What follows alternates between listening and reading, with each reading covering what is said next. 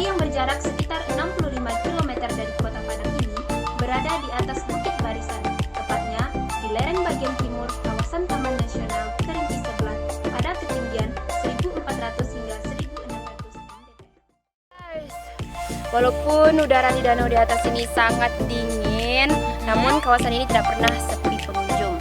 Apalagi di hari libur nasional, pengunjungnya datang dari luar maupun dalam Sumatera Barat.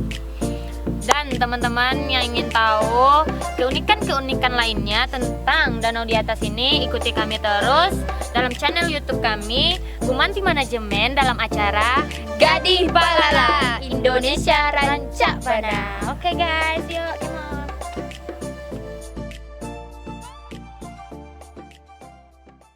Nah, mau tahu keseruan kami di danau di atas? Tetap ikuti kami di Gadih Balala Indonesia Rancak Bana. Ayo!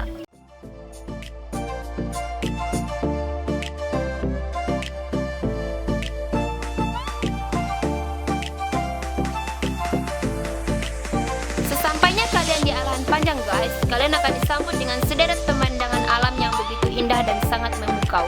Mulai dari gagahnya Gunung Talang dengan ketinggian 2.597 mdpl, danau di atas, danau di bawah, hingga perkebunan sayur dan buah warga.